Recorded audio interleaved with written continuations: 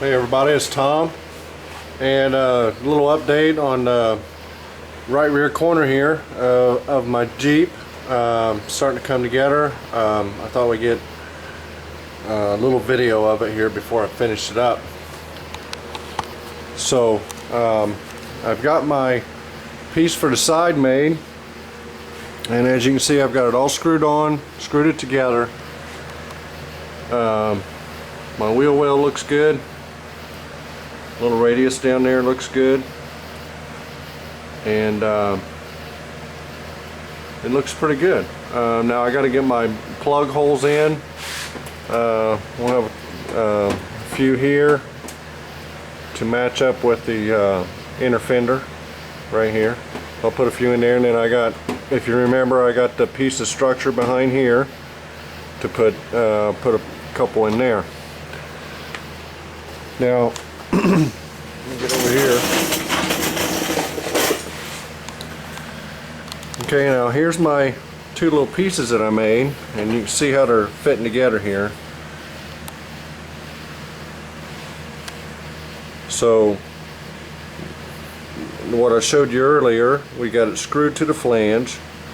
I have that piece tack welded in onto the lip that bends around there, and then here's my second piece here, and got it ready to tack in. I got it just clamped up here right now, and you can see in here I got it all clamped in there. I got a bunch of little holes punched in it. I'm not going to use them all. I just punched a bunch of them in there, and so I can weld it where it needs to be welded. So I got some etching primer on my surfaces here that I'm going to weld to, and then we got our lip bent here, or our flange bent right there, and then I'm going to have to cut this off right here because I can't get my flange tool in there. And I can't cut this up any higher or my piece won't be big enough. So that was the problem I had. The piece I made was not big enough to go high enough into the body here above the inner fender to put the flange tool in there. I can't get the flange tool in there. That's the problem. Now, I don't think I was very clear on that in my previous video. So I gotta tune that up there a little bit, but actually it's looking pretty good. I believe it's going to work out great.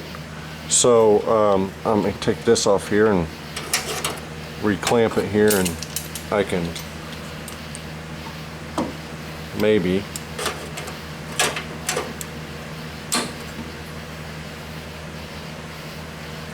get that on there good. Okay, here's my other piece here. I got it ready to, I'm getting ready to bend the flanges on it on the bottom here. I got my line laid out, and I'll use this piece of PVC here to bend the flanges around the radius here, and for the bottom flange. And let's see, put this on here.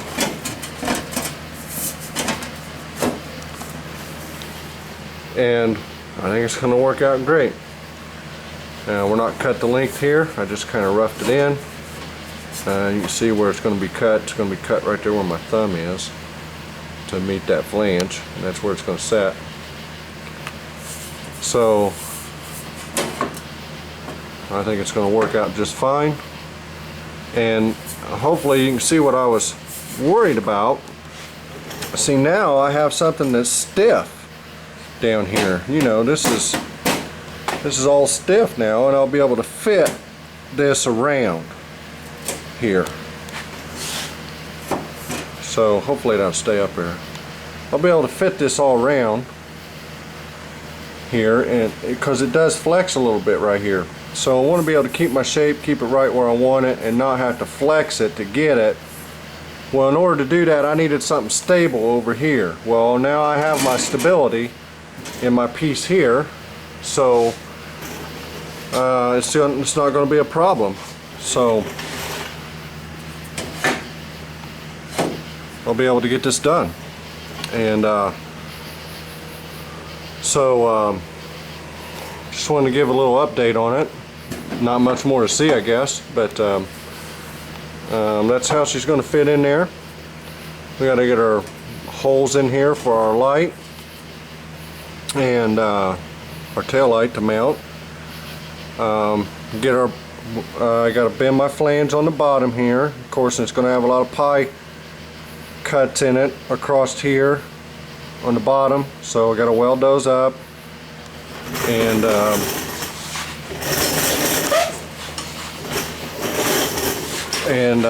like I did these right here, they're all welded up. Can't even see it.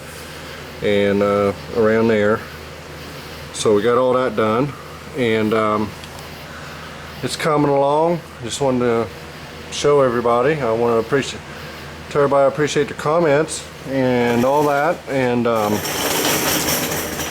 so we're coming along pretty good, and we're really almost done, because it'll move along pretty fast now. It's just scribe marks where you need it and fit it in there. Pretty simple.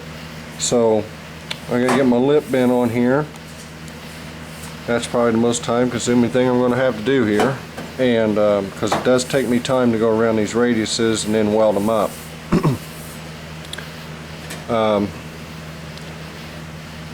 And that's so that's the update,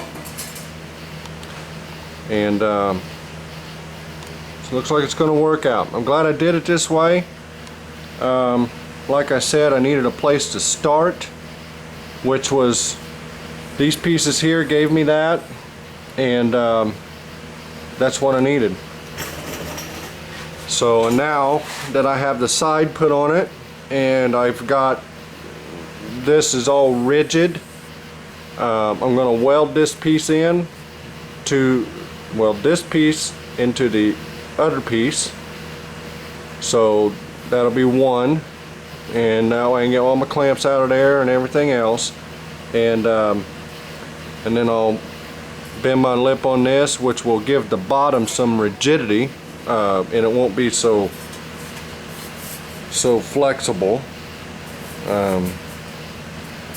You know, I don't know if you can even tell that I'm flexing it there, but it's, you know, it's a big curve. It's 18 gauge, so it's flexible a little bit.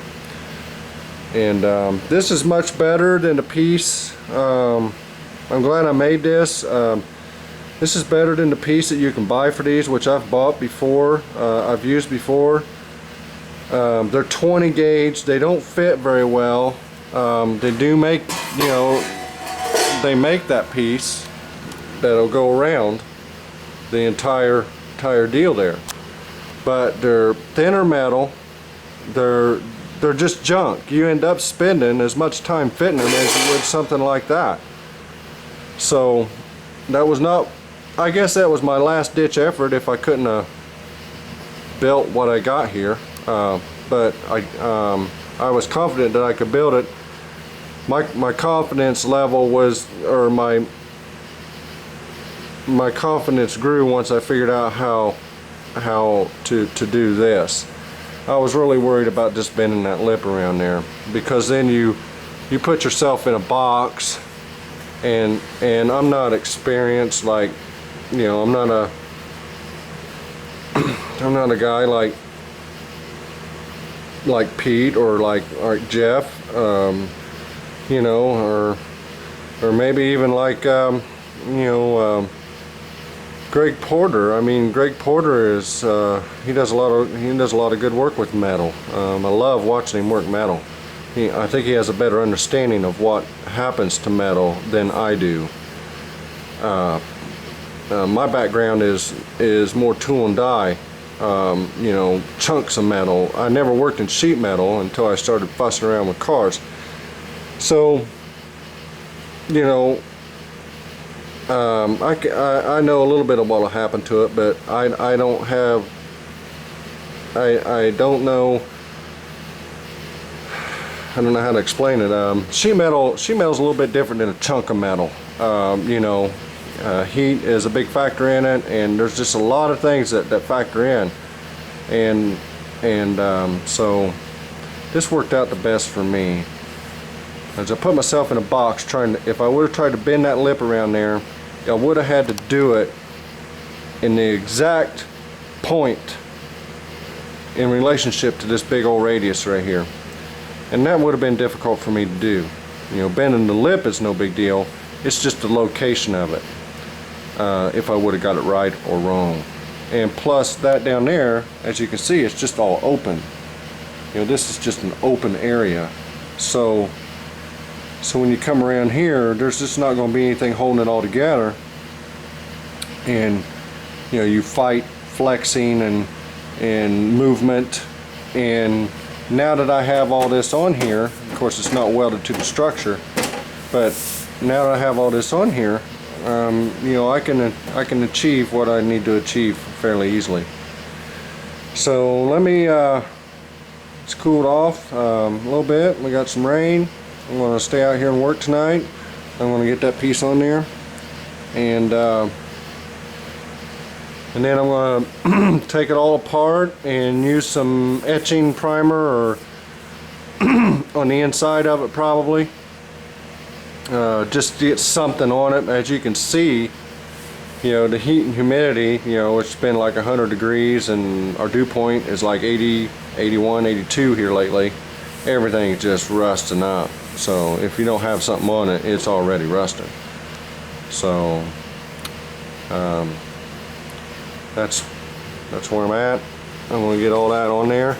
So we'll get everything screwed together, and then that way I'll be able to take it apart, prime the internal pieces, the inside of them, get something on them, and then when I'll go around with black paint and do my fender wells up, and then when I do that, I'll spray as much paint as I can on the internal pieces in there, as I kind of detail it out, you know, clean it up.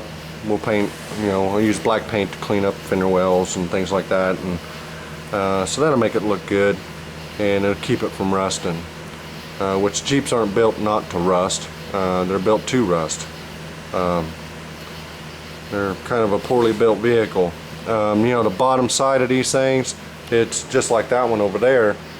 You know, you can't find any seam sealer in that sucker. I think there's a little bit up around underneath of the inner fender wells there. Yeah, right there. That's about all the seam sealer there is on the Jeep tub, except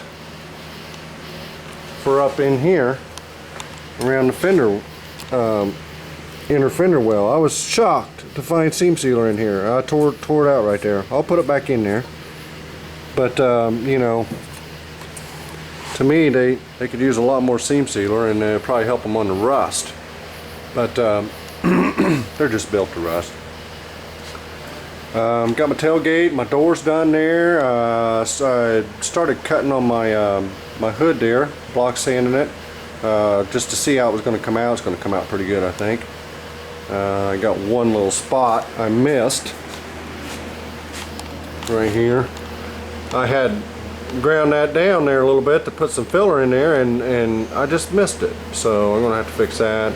That's the worst spot I have on it, and like I said, I just skinned it, so we might have to put a little glaze in there by the time I get done with it. But you can see my guide coat everywhere. I just cut it is all I did. I just wanted to see where it was going to be, how good it was going to come out. So that's going to come out pretty good. I'm pretty happy about that. We had some Bodywork in here on the edges, and that's going to come out.